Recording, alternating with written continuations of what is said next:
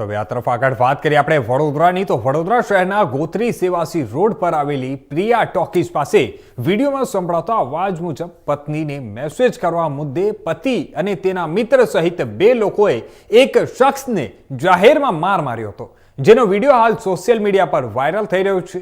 અને આ વાયરલ થતા હવે પોલીસ વિડીયોમાં દેખાતા શખ્સ વિરુદ્ધ કાર્યવાહી કરશે. વડોદરા શહેરમાં પોલીસનો જાણે કોઈ પણ વ્યક્તિ પર કોઈ પ્રકારનો ડર રહ્યો જ નથી. લોકો કાયદો અને વ્યવસ્થાના સરેઆમ લીલા ઉડાવીને જાહેરમાં જ મારામારી કરતા જોવા મળી રહ્યા છે. અલગ અલગ વિસ્તારમાં જાહેરમાં મારામારી કરાવતી હોય તેવા અઢળક વિડીયો સોશિયલ મીડિયા પર વાયરલ થયો છે.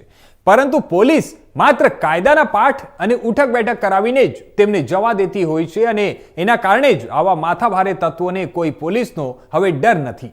ત્યારે વધુ એક વિડીયો સોશિયલ મીડિયામાં વાયરલ થયો છે, જેમાં ગોત્રી સેવાસી રોડ પર આવેલી પ્રિયા ટોકીઝ પાસે પત્નીને મેસેજ કરવા બાબતે એક શખ્સને બે યુવકો જાહેરમાં માર મારી રહ્યા છે, જેમાં સ્થળ ઉપર મહિલા પણ જોવા મળી રહી છે.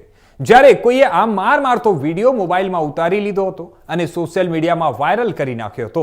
જ્યારે હવે પોલીસ આ વાયરલ થયેલા વિડીયોના હિસાબે એના મારામારી કરનાર શખ્સો જે છે તે લોકો પર કાયદોનો પાઠ ભણાવશે ખરી.